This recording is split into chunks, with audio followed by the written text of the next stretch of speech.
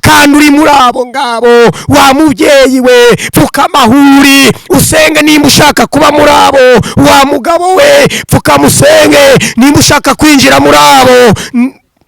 Mukobwa we, ndagira ngo usenge nimba ushaka kwinjira muri abo. Nimba ufite ibibazo, ndagira ngo nkubwire ngo abo bamaze guhirwa, abo bamaze kubona gakondo, abo bamaze kwakira umusaraba, abo bamaze gusenya, abo bamaze kwirukana amagini, abo bamaze kwirukana ibitega, abo bamaze kwirukana ibidafite umumaro. Ndagira ngo abo ngabo nimba ubarimo rero, ndagira ngo nuhinduke kugira ngo Mwuka Wera. Hari ikintu kimwe mutajya mumenya rero, mukunda kujya munyandikira mukambwira uti rwose mukozi w'Imana ubwiriza neza. Ibi byuya byose mubona mari kuva bigenda bimanuka, Yesu abarimo agenda nsiga. Nimba ushaka gusigwa rero nawe, ngwino kuri gakondo kari bwinshi, nimuhinduke. Iraje ikurukungu mu masaka, ijugunye ku ruhande. Ndabareba mukirirwa mwitaraka, kabitegereza abantu bakabakurikirana, bakagira ngo ntabwo muhari. Nimwige kugaruka. Narababwiye ngo ukeneye gusenga neza mukuri no mu mwuka, akabona Mwuka Wera ko kazamugirira neza, ajya nsanga mubwire uburyo dusengamo mukuri no mu mwuka. Mureke kuryarya abantu, Imana irarambiwe.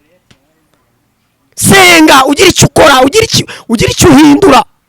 Ariko izo ndimi zanyu mwirirwa muvuga mutubeshya, ntabwo tubishaka. So ndimi mwirirwa mutubwira. Umugabo umwe yaramanuriye, abonye ndi kubwiriza mu rusengero rumwe, ndabyibuka. Abonye bantwaye mu modoka nziza, mvuye mu modoka nziza babona ndakeye. Hari ukuntu Yesu ajya gusiga utuvuta ukaka. Aranyitegereza, nari mvuye mu modoka nziza nkeye nsa neza.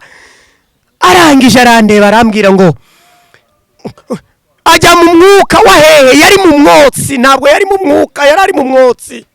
Arizunguza arambwira ngo Imana iguhaye etaje ebyiri zigeretse kuri ebyiri, ufite Nyarutarama, mba mu nzu ya shamburete nabuze nayo kwishura sha. Imana irabirambiwe. Ubwo buhamya ntabwo ibaze. Umuntu araza aramanurira arambwira ngo Imana ngo impaye ngo etaje ngo igeretse ngo kuzo mfite Nyarutarama. Imana irabirambiwe.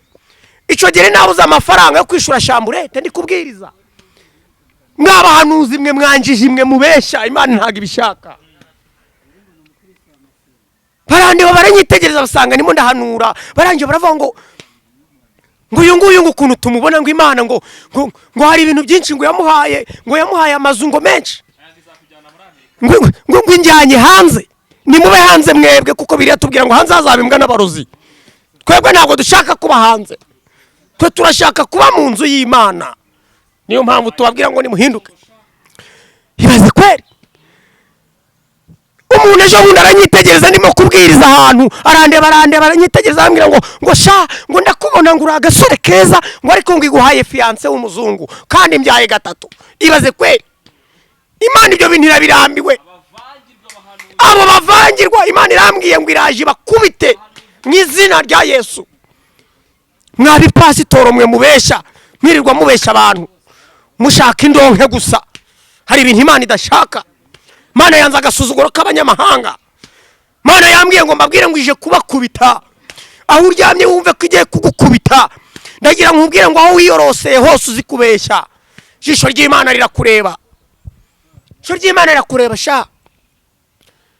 Hari abana b'Imana bababaye, bakeneye gakondo, bakeneye ubutabazi, bakeneye kurengerwa, bakeneye kugera kuri gakondo y'ijuru, bakeneye ijambo. Ariko urambwira ngo Imana injyanye hanze kandi naho ndi ntacyo mbaye. Ndagira ngo nkubwire ngo iga, ujye kuri gakondo, ubwire Imana igira ibyo ikora, igira n'ibyo ihindura ku buzima bwawe.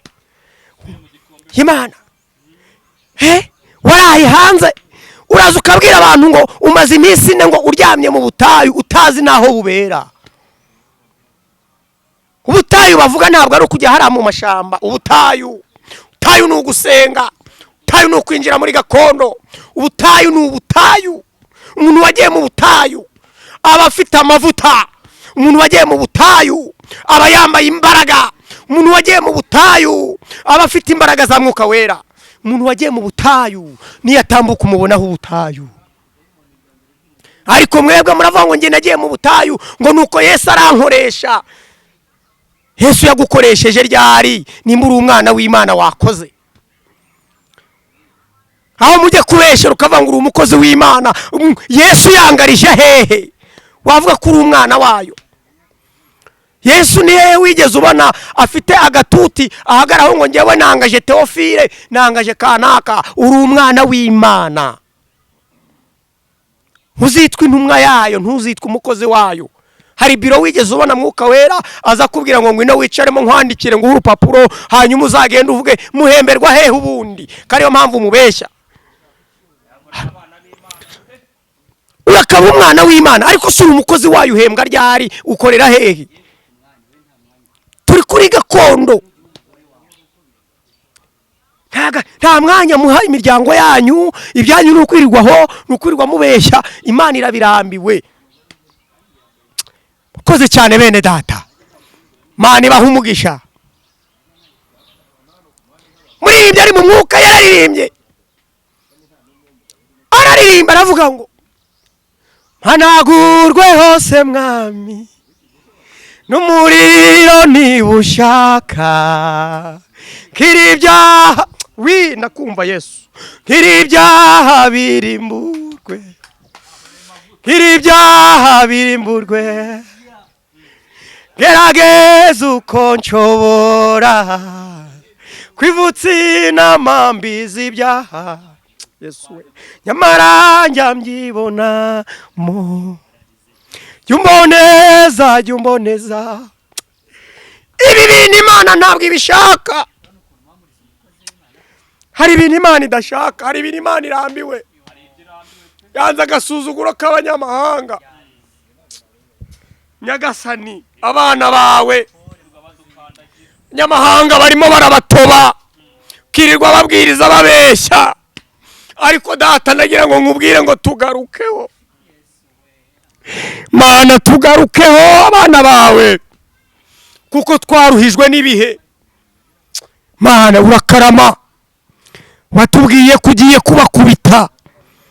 Zana izo mbaraga za zindi z'umuriro. Ndakubona ufite imbaraga zikomeye, ndagira ngo bankubitire n'ukuri. Hagarare kigabo. Ariko icyo ngukundira, Nyagasani, hari ijambo rimwe wavuze, urambwira ngo abanjye ndabazi, nabashizeho lebimingredefo, abanjye ndabazi, nabashizeho ikimenyetso kugira ngo batazigera bayoba. Abanjye ndabazi nanone ntabwo bazigera bashavura. Abanjye ndabazi, abo ngabo hari ahantu mbabitse. Abo ngabo hari ahantu naba lewimi. Abo ngabo hari ahantu mbabitse. Abo ngabo hari ururembo mbashizemo. Abo ngabo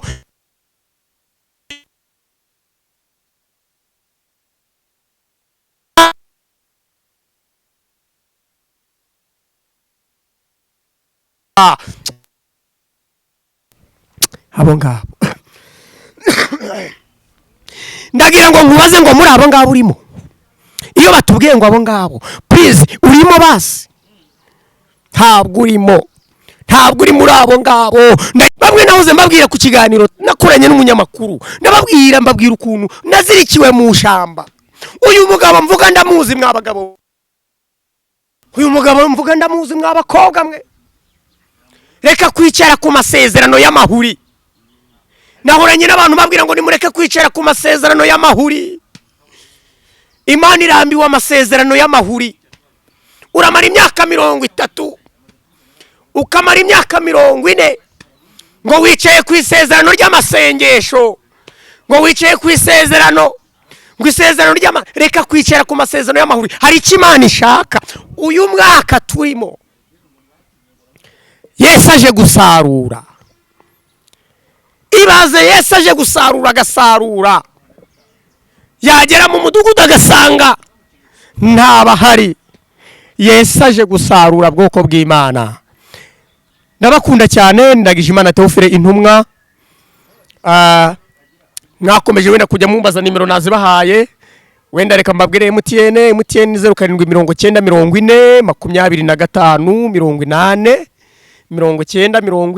079025809090402580.